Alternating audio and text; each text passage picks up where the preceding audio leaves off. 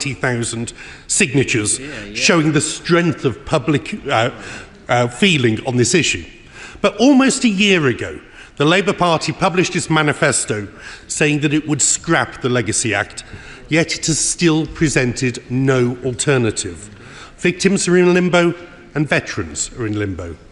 The last Labour government handed out letters of comfort for terrorists, but nothing for elderly veterans. So when will the Secretary of State finally show the House his plans, and how can veterans have confidence that they will get the protection they deserve? Well, I would just say to the honourable gentleman that we've begun the process of repealing and replacing the Legacy Act in the proposed draft remedial order, which would deal with conditional immunity that was struck down by the courts and which we came into office committed to remove because it did not command support across Northern Ireland, because it would have given immunity to terrorists, including terrorists who killed the soldiers that the right honourable gentleman who asked this question referred to earlier. I do intend to bring forward legislation when parliamentary time allows to complete that process, because this government has inherited a completely hopeless piece of legislation which has been found time and time again to be incompatible with our international obligations. Gavin Robinson. Very grateful, Mr. Speaker, and the Secretary of State will know that as part of the Northern Ireland Affairs Select Committee, we've been engaging with victims right across Northern Ireland and the rest of the United Kingdom to assist them in their quest to see some personal closure, truth and justice on legacy. And veterans, like many other victims, have indicated to us that whilst they are listened to, they have not been heard. Will the Secretary of State confirm that he intends to announce his proposals on legacy in parallel with the Irish Government before the summer recess? I will inform the House of proposals in due course. I am in discussions, and that is well known publicly, with the Irish Government, because the reason the Legacy Act resulted in so much trouble, difficulty and produced so much incompatibility with our international obligations is because the last government, having negotiated the Stormont House Agreement with the parties and the Irish Government, then decided to perform a 360-degree turn and put in legislation that didn't command support in Northern Ireland. I want to make progress on this as quickly as possible, and I'm continuing to talk to all parties about doing so. Speaker, can I caution the Secretary of State that he should be adhering to the stranded approach, and where it is appropriate to talk to the Irish Government, it should be within that context, and he should not be subjugating our responsibilities on legacy, but nor should he be letting the Irish Government away with their obfuscation on this issue either. One of the most startling things we experienced last week was a victim who asked us collectively whether we were aware of government plans to secure a ceasefire from dissident Republicans that in return would lead to the release of dissident Republican prisoners. Can I ask the Secretary of State, in all good conscience, to recognise that dissident Republicans are a cancer in Northern Ireland and more of them should be in jail? Will he rule out the suggestion that was brought to us as a committee? Well, I can say directly to the right honourable gentleman, there are no such plans. Number 5, please. Secretary of State. Thank you very much, Mr. Speaker. The Good Friday Agreement has brought peace, security and a better life to the people of Northern Ireland. It remains an unparalleled achievement almost 30 years on from its signing, and I pay tribute to all those involved in its creation for their political courage, bravery and willingness to compromise. Speaker, I recently visited the West Bank and the occupied Palestinian territories with my honourable member from St. Ives. There we saw a systematic process of one community being taken over by another, with the Israeli government building walls and fences to protect the settler community. The Minister is of course aware of the great results Mo Mowlam achieved in securing peace in Northern Ireland following a process of engagement with both sides, a process which resulted in walls and fences being broken down and a mutual respect and a common peace being achieved. Will the government commit to using the lessons of Mo Mowlam and the Northern Ireland peace process to help securing a lasting peace in the Middle East? Well, I share with the honourable member and the whole House a wish to see lasting peace in the Middle East, and what is happening at the moment is appalling and intolerable. But I think the most important lesson from the Good Friday Agreement was the courageous political leadership that was shown by the parties to the conflict, people like John Hume and David Trimble. And I just have to say that tragically, that same courageous political leadership is absent in the Middle East. Dr. Sullivan. Number 6, please. Minister. Rates of violence against women and girls are higher in Northern Ireland than anywhere else in the UK. This government is committed to working with the executive to tackle this emergency, and I have met and supported many politicians and organisations across Northern Ireland who are doing just that. Minister Phillips and I recently met in Belfast with the Northern Ireland TEO and Justice Ministers to discuss working closely together, including on online safety and support for frontline organisations. Thank you very much, Mr. Speaker. The strategy for tackling violence against women and girls must challenge attitudes that enable it. Could the Minister please outline recent discussions she's had with stakeholders across Northern Ireland to support these campaign efforts? I absolutely agree with my right honourable friend about tackling attitudes. I have met with and I'm supporting many groups, and two to highlight that I visited are the excellent Foyle Family Justice Centre in Derry, Londonderry, which supports victims, and the work done by St Joseph's Boys' School in Cregan, who are doing fantastic work with the support of White Ribbon NI through the Shaping Mindsets programme, which tackles toxic masculinity head-on in the school. Mr. Speaker, can I thank the Minister of State for Northern Ireland for all she does in relation to her visits and the people she's encouraging across Northern Ireland, especially women and ladies and young girls. Minister, those are encouraging visits, but what we really need to see in Northern Ireland is legislative change, harder sentences, longer sentences and more people being convicted. What discussions has the Minister had with the Police and Justice Minister in Northern Ireland to ensure that legislatively we're moving fast to try and stop with all the violence against women and ladies in Northern Ireland? I thank the honourable member for raising this, and he's absolutely right that this needs to be absolutely rooted in what happens on the ground. I've met with the executive unit who's working with the police to tackle perpetrators, and they are seeing evidence of doing that. Legislation can join up between our jurisdictions, is absolutely right, but also tackling online. That's what's come across to me in many of the visits. So the Online Safety Act is now being enacted through Ofcom, who is doing a consultation in Belfast recently about its draft guidance. It proposes practical steps for online safety on tackling misogyny, on pylons, on domestic abuse and other harms. So he's absolutely right. It's those efforts on the ground that we can all do by working together. Dr. Luke Evans. Number 7, Mr. Speaker. Secretary of State. The trade deal with the United States of America, together with the agreements with the EU and India, are very significant.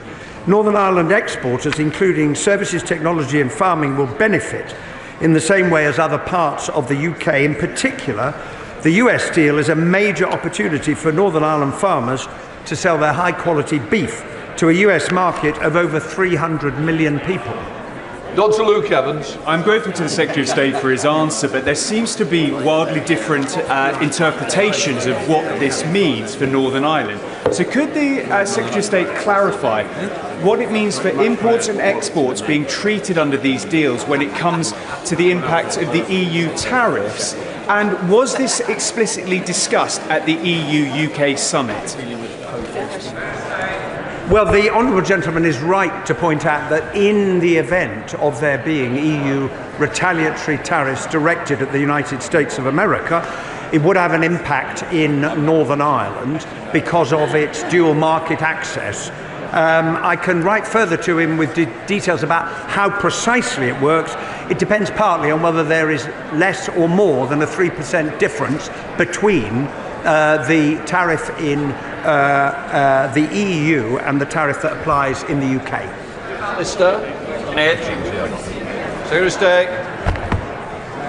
Thank you, Mr. Speaker. The union between Great Britain and Northern Ireland, which we will be discussing next month at the East-West Council, remains strong. The deal with the EU will enable the smooth flow of agri-food and plants within the UK's internal market, and that's why it has been overwhelmingly welcomed by businesses. Jim Allister. In referring to the deal with the EU, What the Secretary of State, of course, ignores is that Northern Ireland continues to be under foreign customs code provisions, which means there are still customs checks on all goods, including agricultural, moving within this United Kingdom. Can I ask the Secretary of State, when it comes to strengthening the Union, ideologically, personally, is he committed to the Union? Not asking is he committed to the consent principle. Any separatist can accept that.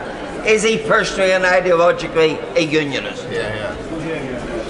I and the government support the Union, and I also support the Good Friday Agreement. Just to point out to the honourable gentleman, when it comes to customs arrangements, there are no mandatory checks. There are checks as applied generally on the basis of risk and intelligence. Greg Smith. 9, sir. Front bench. Second. Thank you, Mr. Speaker. The government has begun the process of repealing and replacing the previous government's Legacy Act. The draft remedial order in Parliament represents the first step, and the government will address the other issues arising from several court findings of incompatibility in primary legislation. Thank you, Mr. Speaker. I listened carefully to the answers the Secretary of State gave just now to my right honourable friend, the Shadow Secretary of State, and to my right honourable friend for Goole and Pocklington. He must understand the severe anxiety, particularly for our veterans, of not having a timescale on this. So will he at least commit to putting a deadline on it, and also to taking seriously the findings of the Policy Exchange report? Well, I listened carefully to all the representations that are made to me, including that report, which I have read. I am committed to bringing forward legislation as soon as possible. It is subject to the availability of parliamentary time, but this government has come into office absolutely committed to remedying the absolute failure that the Legacy Act passed by the last government represents. Right, we come to Prime Minister's questions. Lewis Cocky. Question number 1, please, Mr. Speaker. Prime Minister. Mr. Speaker, my deepest condolences, and I'm sure those of the whole House, are with the families and friends of Jenny, Martin and David, tragically killed in the fire in Bicester last week. May I also welcome to the gallery Cheryl Corbell, the mother of Olivia. I'm always humbled by those with the courage to respond to appalling heartbreak by campaigning for change. And I know the whole House will pay tribute to her extraordinary courage and extraordinary resolve. Mr. Speaker, because of the action taken by this government, the UK is now the fastest growing economy in the G7. Interest rates have been cut 4 times, and we've secured our 3rd trade deal in 3 weeks. India, the US and the EU. Deals in the national interest that improve the lives of working people and businesses across the United Kingdom. Mr. Speaker, this morning I had meetings with ministerial colleagues and others. In addition to my duties in this House, I shall have further such meetings later today. Lewis Cocky. Thank you, Mr. Speaker. This Labour government has been in power now for almost 12 months. So when will the Prime Minister stop defying the will of the British people, stop dancing around the subject and stop all illegal immigration into the United Kingdom, which has been rising under his watch? It was the last government that lost control of immigration. Record numbers on net migration, lost control of the borders. We're bringing forward legislation to give law enforcement the greatest possible powers. What are they doing? They're voting against it. Thank you, Mr. Speaker. Whilst the economy is showing signs of improving, many pensioners are still impacted by the cost of living crisis. People in Luton who have worked hard all their lives, seeing their precious savings slip away. So can the Prime Minister tell us what measures he will take to help struggling pensioners in towns like mine? Prime Minister. Well, Mr. Speaker, we all know the economy was left in an absolute mess by the Tories. We had to stabilise the economy with tough decisions, but the right decisions. because of those decisions, the economy is beginning to improve. Those growth figures last year, the highest growth in the G7, interest rate cuts, 4 in a row, 3 trade deals. But I recognise that people are still feeling the pressure of the cost of living crisis, including pensioners. And as the economy improves, we want to make sure people feel those improvements in their days as their lives go forward. And that is why we want to ensure that as we go forward, more pensioners are eligible for winter fuel payments. As you would expect, Mr. Speaker, we will only make decisions we can afford. That is why we will look at that as part of a fiscal event. Leader of the Opposition, Kemi Badenoch. Mr. Speaker, it's extraordinary listening to that last answer from the Prime Minister. Inflation was 2% when Conservatives left office. 2%. It's now nearly double that. When will he recognise that it's Labour's budget driving up inflation? I think what she forgot to say was over 11% on their watch, and she didn't say a word. I am confident those numbers will come down, Mr. Speaker. The Bank of England is confident those numbers will come down. That's why we've seen 4 interest rates in a row. But I notice she can't resist grabbing any opportunity to talk the country down. She doesn't mention the growth figures, the interest rate figures, record investment, wages up more than prices, 200,000 jobs created, 4 trade deals. And the reason, Mr. Speaker, they haven't learned, they haven't changed, and as George Osborne said, she doesn't have a credible economic plan. Mr. Speaker, this is laughable from the Prime Minister. He knows that inflation was brought down by us to 2%, bang on target. We were reacting to a war in Ukraine that brought inflation up all over Europe. While he is doing trade deals with countries like the US and India, their inflation is going down. It's going up here. Why? The ONS says the inflation figures are driven by significant increases in household bills. We warned him repeatedly that this is exactly what would happen, what his policies would do. We called it Awful April. The Prime Minister came into office saying that he would tackle the cost of living crisis. He has failed. He hasn't got a clue, has he? Mr. Speaker, she talks of their record, the disastrous Liz Truss mini-budget, inflation through the work. They left a £22 billion black hole, living standards at an all-time low, energy prices through the roof, mortgages through the roof. And Mr. Speaker, we're taking measures to bring prices down. That EU deal will bring prices down. That's why supermarkets welcomed it. What did she do? She opposes measures to bring prices down. Kemi Badenoch. Mr. Speaker, he needs to stop whining about what the last government did and look at what he is doing. He is the Prime Minister. Look at the numbers this morning. As if inflation figures weren't bad enough, we've also learned that the Deputy Prime Minister is on manoeuvres. He's lost control of the economy. He's lost control of his cabinet. She's sitting there staring at me. She knew exactly what she was doing when she briefed that into the papers. She is demanding, Mr. Speaker, 8 new tax rises, as if we haven't suffered enough. People out there are struggling. Businesses are struggling. People are losing their jobs. We cannot have more tax rises. Will the Prime Minister rule out new tax rises this year? Mr. Speaker, she's not learned or changed. They lost the election because their appalling record on the NHS, on health, on prisons, you name it. And now she accuses everyone of whining about the impact that had on the country. It had a huge impact on working people across the country, and they're absolutely right to complain about it. She wants to talk about the Deputy Prime Minister. The Deputy Prime Minister, working with the Chancellor, building 1.5 million new homes, reforming our planning system, putting £7 billion into our economy, and bringing forward our employment rights bill, which is the single biggest upgrade to workers' rights in a generation. That's desperate stuff. The whole House would have heard the Prime Minister refuse to rule out new tax rises. The whole House heard it. He didn't rule it out. That his cabinet is open warfare. The Deputy Prime Minister clearly calling the shots. What is it that we've learned? We're heading for new tax rises. We know inflation is up. It's just more and more bad news from a Prime Minister who has lost control. So we heard his earlier answer, Mr. Speaker. We heard his earlier answer on winter fuel. Let's try and get some more information. I'm going to ask him a simple question. It only requires one word. yes or no. Is he planning to U-turn on winter fuel cuts? Yeah. Yes. Prime Minister.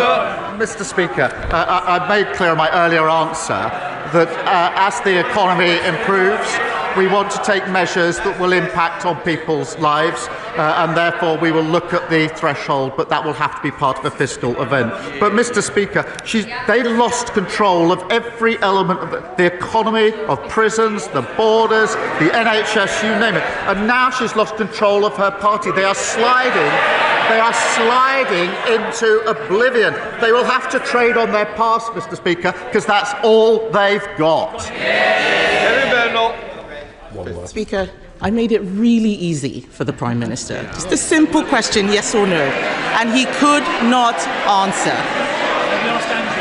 I wonder how the public feel about a man who can't give a straight answer to a simple question.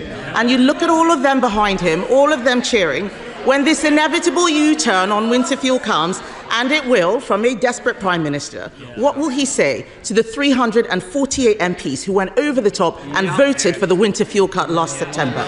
Just like the British public, how can any of them ever trust him again? Mr. Speaker, it's only because of the measures we've taken that the economy is improving. Growth at the highest rate since in the G7.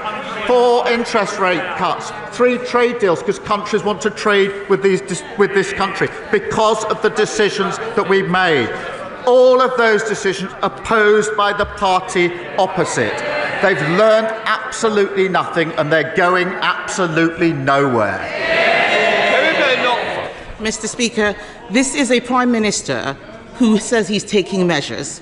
The jobs tax is killing jobs. Inflation is up. Business confidence is down. Everyone is worried. He promised to cut bills, but today we see they are rising because of his policies. He promised not to raise taxes on working people, but his jobs tax means people are losing their jobs. Every week we come here with a new company that is saying they are shedding jobs. That's on his watch. He promised to protect pensioners, but his winter fuel cut has driven thousands into hardship. His MPs hate this. He can't see them, but they all look sick just hearing what it is he's going to do. So let's wait until... Oh, yes, they're laughing. They're laughing. They're laughing.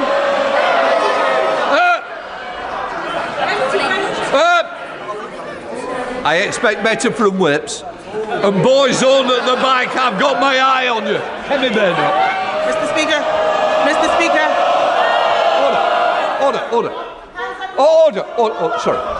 Which one wants to leave first? If I hear it, there we are, they've got the first volunteer. Are you going to behave? Kemi Badenoch. Mr. Speaker, they are laughing just as they laughed at the budget. Hands up who here wanted winter fuel cuts. Hands up. Not a single one of them. Not a single one of them. The fact of the matter is, this Prime Minister is destroying them. They need to look at what they are doing to the country. The truth is, we all know that there's this Prime Minister, this Labour government, and their policies that are shafting the country, isn't it? Prime Minister.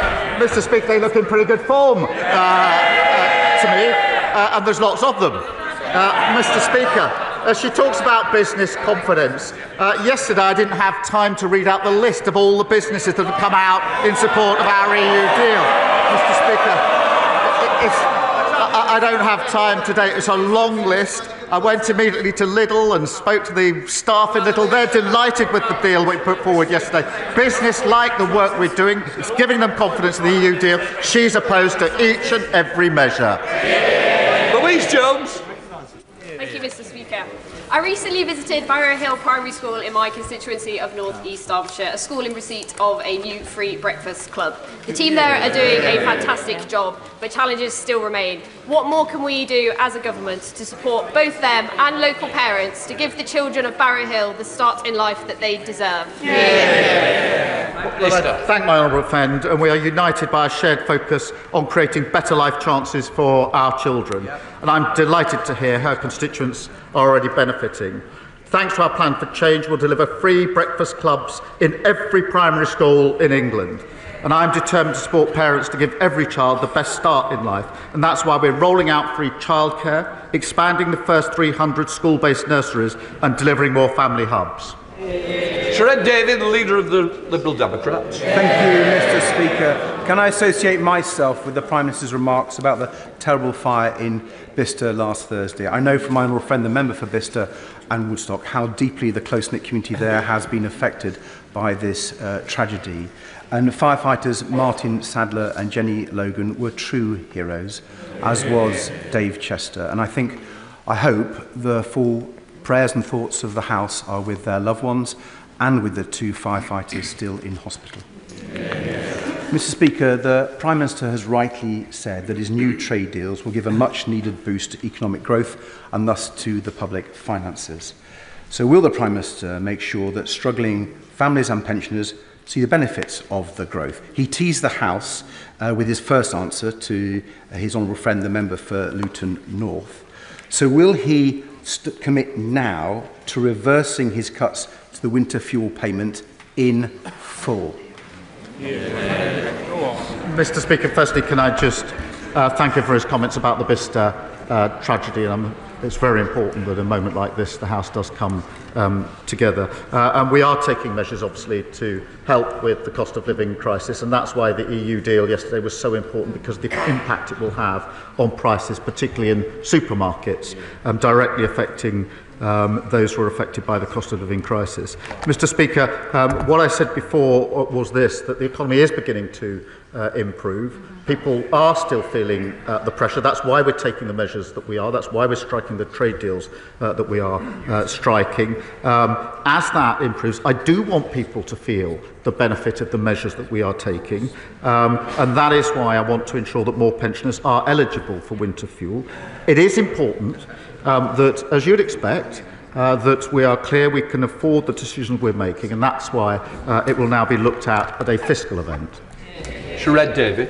Mr. Speaker, I think I welcome what the Prime Minister has said, but we will look at the details, and I hope he will use some of these new proceeds to help others like carers, because the government's changes to PIP will have big consequences for family carers, like Ginny, who cares for her husband Tim, who has myotonic dystrophy.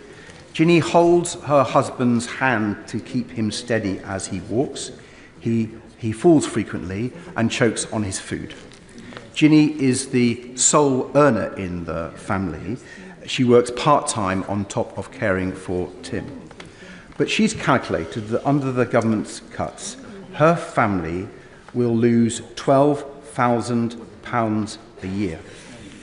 So can the Prime Minister tell Ginny and many family carers like her, what does he expect them to do? Mr. Speaker, we have approached this on the basis of the principles that we must support those who need support.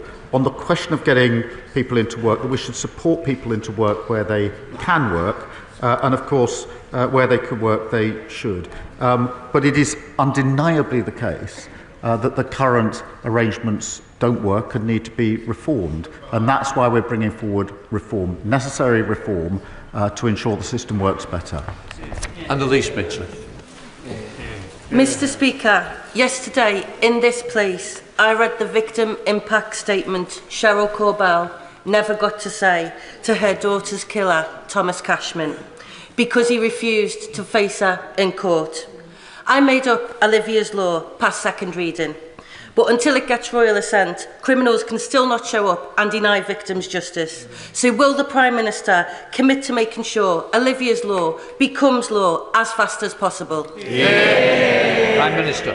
Can I thank her for reading that victim impact statement? Because I know from talking to Cheryl just how hard it was for her to make that victim impact statement in the first place. It took a huge amount of courage and grief. And she wanted to read that statement to the perpetrator, as she should have been able to do. And I know how visceral the pain is to her of not being able to have done so from the meetings I've had with her. So I do thank my honourable friend for allowing that victim impact statement to be heard by the whole world, by being read out in this chamber. Cowards who commit these heinous crimes should face the consequences of their action and face those that have had a huge impact on their lives, and that's why we will force offenders to attend the sentencing hearings with longer sentences, unlimited fines and prison sanctions for those who seek to avoid facing justice. And I again pay tribute to Cheryl, who I will meet later on this afternoon, for having the incredible courage to push for that change, notwithstanding the incredibly painful impact it's had on her and her family. Jim Allison. The government assures us that Northern Ireland is still in the United Kingdom's customs union. If so, how is it then that British steel can be sold to the United States tariff-free, but if the same British steel is sold into Northern Ireland, it's subject to EU tariffs? Why on Monday did the Prime Minister not even try to take back control over the trade laws that govern Northern Ireland? Well, Mr. Speaker, it is important that we reduce tariffs on steel into the US market or other markets, including the EU markets, for obvious reasons. It is also vital that we seek to ensure that we reduce any barriers in trade within the United Kingdom as a whole. Yesterday was a step towards that. There's further work to do, but we do want to get to that place where we can trade without those barriers in the United Kingdom. We'll continue to work on that. Andrew Pex. Thank you, Mr. Speaker. The Prime Minister will know that thriving high streets are essential to local growth. But in cities like mine, people are increasingly concerned by the uncontrolled growth of betting shops and vape stores. Research shows this concern is not isolated. Nearly half of betting shops and gambling stores are in the 20% of places which are struggling the most, like Peterborough. So can I ask the Prime Minister, will he ask his departments to meet with me and campaigners so we can discuss ways that local communities like mine can take back control of our high streets? My honourable friend is an excellent champion for his constituents, and we are committed to supporting our nation's high streets to adapt and thrive. Planning applications are required for any new betting office to make sure locals have a say on individual cases, and communities can use the planning system to allow for a change of use of their properties. And I will make sure that he gets the meeting that is asked for. Michael. Thank you, Mr. Speaker. On Friday, the EFRA Select Committee published its report on the Government's vision for agriculture. The committee agrees with the Government that land purchase being used to shelter wealth from inheritance tax is a problem that needs to be tackled. As a cross-party committee with a Government majority, however, we took the unanimous view that the Government's current proposals for inheritance tax reform will catch too many family farms who will simply not be able to pay the bill. We are asking for the changes to be paused and reworked. Will the Prime Minister listen to the Select Committee and those on his own benches who want to tackle tax evasion and support the farmers who keep producing food for the nation's table? Well, Mr. Speaker, he knows the very limited impact of the inheritance tax, only on farmers of very, very high level. But he will also know the record amount of money we put in at the budget into farming, and of course the measures taken yesterday with the EU deal, which will massively help farmers selling their products into the EU market. Julia Butley. Thank you, Mr. Speaker. The Wrexham, Shropshire and Midlands Railway is on track to link North Wales and my Shrewsbury constituency directly to London with 5 trains daily, strengthening cross-border travel and fuelling this government's mission to drive economic growth. With 15 members from constituencies along the route already on board, will the Prime Minister support our journey and urge the Office for Rail and Road to give WSMR's open access application the green signal? Mr. Speaker, our plan for change will see the railways reformed to deliver more reliable and better value services for passengers right across the country. My honourable friend has been a champion for better railways and easier journeys for her constituents. Open access operators have huge potential to offer passengers more choice. I'd be delighted to make sure that she and other interested MPs meet with the Rail Minister to put their case forward. Dr. Neil Hudson. Thank you, Mr. Speaker. Mr. Speaker, I think I'm right in saying that the Prime Minister might be a lawyer. trained to review evidence and reach judgment. So when he looks at the effects of his decisions, cutting the winter fuel payment, making pensioners poorer, damaging businesses with the jobs tax, decimating rural communities with the family farm tax, and risking our food security by selling off our fishing waters, surely he can review the evidence and see the verdict. Will the Prime Minister now throw these damaging policies out of his court once and for all before they do any more harm? Well, the evidence is certainly coming in. Growth is the highest in the G7. 4 interest rates in a row, and trade deals with countries across the world who want to do deals with this country because they can see the stability that this government has brought about. Instability with them, stability and growth with this Labour government. Thank you, Mr. Speaker. This is National Epilepsy Week, and we're joined in the gallery by England rugby player Tommy Freeman, who was diagnosed with epilepsy at 19. But through effective treatment has gone on to be selected for the British and Irish Lions, and I hope the Prime Minister will join me in congratulating him on that great achievement. But for a third of epilepsy sufferers, seizures cannot be controlled by medication, like my constituent Ben Lacey, who suffers multiple seizures every single day. Ben will never be able to work, yet has been subject to stress and uncertainty of multiple PIP reassessments. So will the Prime Minister reaffirm his commitment to ensuring that people like Ben with lifelong conditions who cannot work will be protected from these damaging reassessments and given the support they need to live with dignity? Well, can I begin by congratulating Tommy and everyone selected to represent the British and Irish Lions. It's an incredible achievement, and we'll be cheering them on. Mr. Speaker, it's important that we do protect those with severe disabilities or lifelong health conditions who can't work, paying them a premium and stopping those reassessments, which is part of the reform that we're bringing about. Ultimately, we also do need to get back to face-to-face assessments by trained assessors and health professionals, which fell to only 1 in 10 assessments under the last government. Thank you, Mr. Speaker. This Prime Minister, Mr. Speaker, keeps telling his gullible backbenchers, those over there, that he's deported 24,000 people from this country since he came into power, but he won't say who these people are. Now, it's my guess that they are people that came on work visas, students, and they are simply overstayers. But I'm willing, Mr. Speaker, to be proved wrong if you can answer one simple question. How many of these people that he's deported are failed asylum seekers that's come on small boats or on the back of lorries? Answer the question. Prime Minister. Mr. Speaker, I'm very proud that we've removed over 24,000 people. That's the highest record for nearly 10 years. We're taking other measures to get back control of our borders, including the Borders Bill, which gives our law enforcement enhanced powers, including terrorism-like powers. What did his party do? What did he do? He voted against them. And I'll tell you why he voted against them. Because they don't want to fix this problem. Because it benefits them. It benefits them not to fix it. Party before country. It's very good he's standing in for the member for Clacton, I have to say. There was no sign of him yesterday at the EU. So he was the first through the E-gates somewhere to south of France.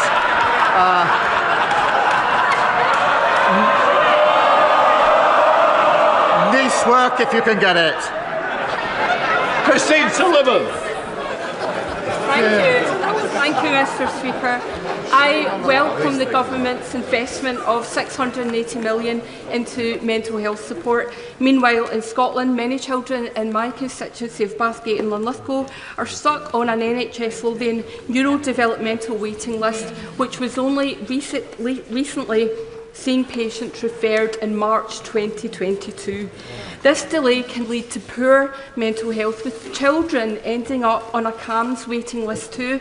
How will the Prime Minister work with devolved governments to ensure faster diagnosis and greater support so that no child across these aisles grows up on a waiting list? Well, I thank you for her question. She rightly raises the broken promises of the SNP on mental health services powerfully.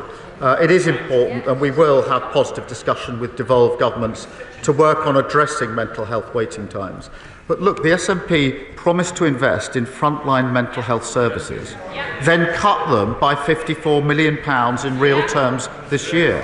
Now, with a record settlement in the budget, 2 decades in power, the SNP are out of excuses and out of ideas, and Scotland deserves better than that. If the Prime Minister agrees that the Israeli government starving children to death is monstrous, why does he think it's okay for the UK to continue to sell Israel the equipment for the fighter jets to drop bombs on these starving children? What we contribute into a pot is parts for fighter jets. And if we were to stop that, they couldn't be used by other countries in the other conflicts, including those in which we are involved. It doesn't know the detail at all. They're not sold directly, they go into a pot. If we were to stop that, they wouldn't then be available to others around the world who desperately need them in the conflicts they're engaged in. And that's why we won't do it. Thank you, Mr. Speaker. The Dementia Gateway in my constituency of Stourbridge was recently at risk of closure following £42 million worth of budget cuts by the Conservative-run Dudley Council. The Gateway is a vital service for dementia patients and their carers, providing daytime activities, advice and support from trained advisors, and following a well-fought campaign with cross-party support, the Dementia Gateway has been saved. So this Dementia Action Week, would the Prime Minister join me in congratulating Lisa and the campaigners? And does he agree with me that services like the Dementia Gateway in Stourbridge are essential and support the government's mission to provide quality care in our communities close to home? Well, can I thank my honourable friend and celebrate Lisa and all those who've saved this important source of local support. The party opposite left local councils on the brink, unable to provide these vital services, letting down patients across the country. We are committed to improving dementia care through our Plan for Change, which is why we provided £69 billion boost for local government, invested £26 billion in the NHS, and made £3.7 billion available for social care, including an £880 million increase in the social care grant. Thank you, Mr. Speaker.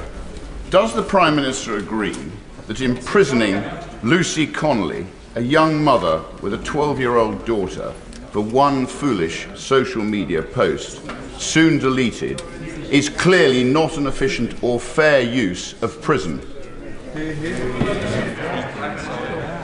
Mr. Speaker, sentencing is a matter for our courts, and I celebrate the fact that we have independent courts in this country. I am strongly in favour of free speech. We've had free speech in this country for a very long time, and we protect it fiercely. But I'm equally against incitement to violence against other people. And I will always support the action taken by our police and courts to keep our streets and people safe. Paul Foster. Thanks, Mr. Speaker. Mr. Speaker, I recently visited St Catherine's Hospice in Lostock Hall, which serves wonderfully my constituents of South Ribble, those of Ribble Valley, and some of your constituents of Chorley, Mr. Speaker. I discovered, speaking to them, that they have to pay in excess of £350,000 a year for medication, and it can only be sourced from the private sector, not the NHS. Doing some investigating, I found there's an ICB postcode lottery out there. Some ICBs fully fund and supply our medication, some subsidise, some don't supply it at all. There's also a disparity where evidence supports that hospices in the more deprived areas aren't funded, those in the more affluent areas are funded. Would the Prime Minister please speak with the Secretary of State for Health and Social Care as a matter of urgency and get free medication supplied by all ICBs to all hospices across the country? Well, Mr. Speaker, we have put record amounts into the NHS in the budget, and we're beginning to see the results of that. I accept the point he makes, and we will look again to make sure the money is properly used in the most efficient way. We're a Hobhouse. Thank you, Mr. Speaker. A month ago, I was denied entry into Hong Kong on a private visit.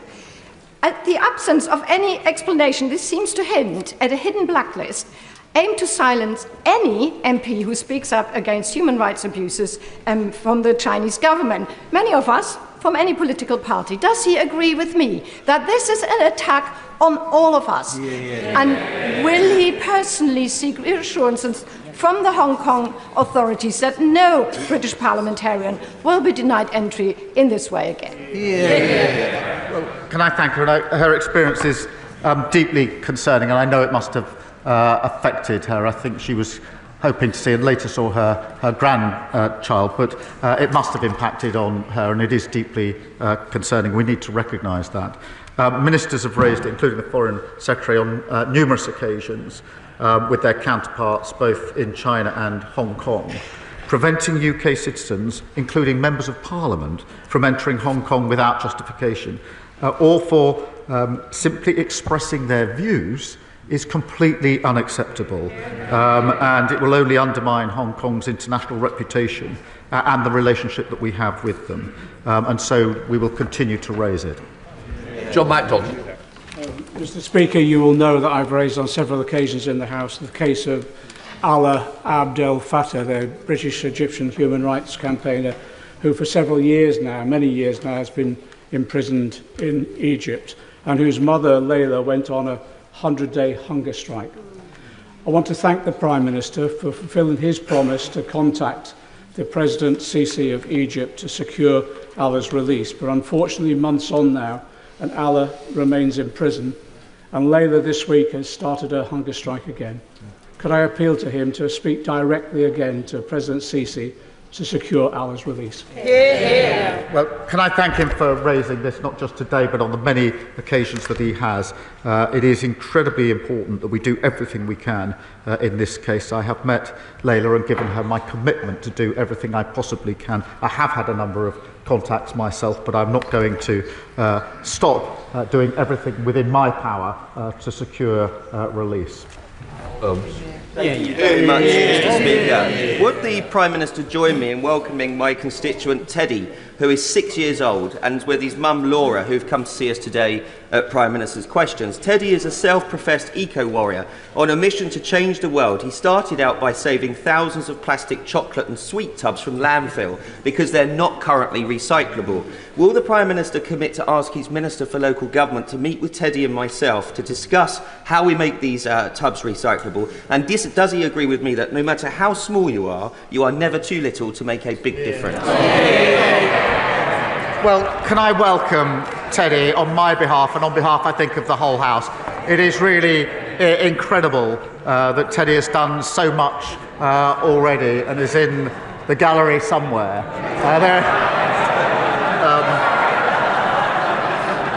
Many of us struggle for a whole lifetime to make an impact on government policy. Teddy is already age 6 having an impact, and I'll make sure that he gets to speak to the relevant minister. Final question, Rosie Wright. Thank you, Mr. Speaker. Following on from my honourable friend, I also want to mark that this week is National Epilepsy Week, an important opportunity to raise awareness of a condition that affects so many but often remains invisible. Epilepsy comes with fear and uncertainty, the anxiety of having a seizure, the impact of losing a driving licence, and the worry about medication shortages. In the UK, 1 in 100 people live with epilepsy. That's up to 6 of us in this chamber, including myself. So today I ask the Prime Minister, will he join me and the inspiring campaigners watching from the gallery in marking National Epilepsy Week as we continue to raise awareness of seizures? Well, can I congratulate my honourable friend for her tireless campaigning on this issue and those campaigners who are with us today. I know the impact epilepsy has on people across the country, including on over 100,000 children and young people.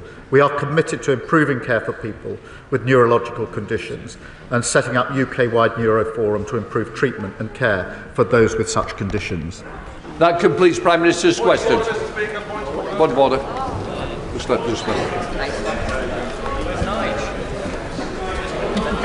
Point of order, Richard Tice. Thank you, Mr. Speaker. Can I put on record of the House, with your permission, the sad passing yesterday of Patrick O'Flynn, a journalist, a political journalist, well known to many honourable members of this House. He died after a short battle with cancer. He was a lobby journalist for some 20 years, spending many, many days, weeks and months in the press gallery above. He will be much missed, and can I pass on the condolences of all honourable members to his wife, Carol Ann, and his 2 children.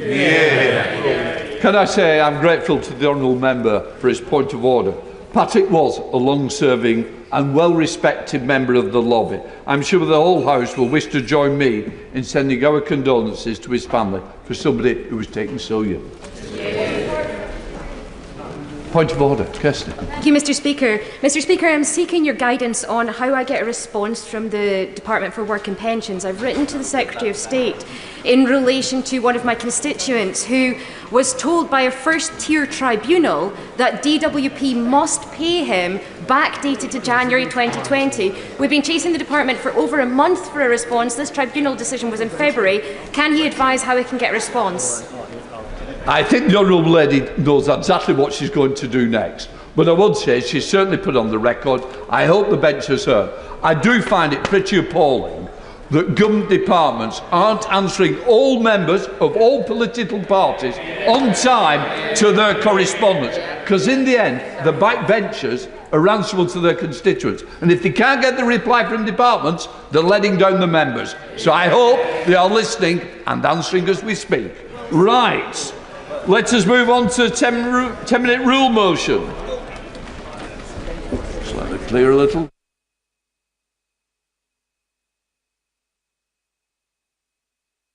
We come to 10-minute rule motion. Luke Charters. Thank you, Mr. Speaker. I beg to move that leave be given to bring in a bill to require the Secretary of State to publish an assessment of the effectiveness of current regulation of the debt collection in civil enforcement sectors and to report to Parliament on the potential merits of statutory regulation of those sectors and for connected purposes. Today, I introduce the Regulation of Bailiffs Assessment and Report Bill. We are in this place to speak up when others can't, to put right what's clearly wrong. This bill, to get a grip on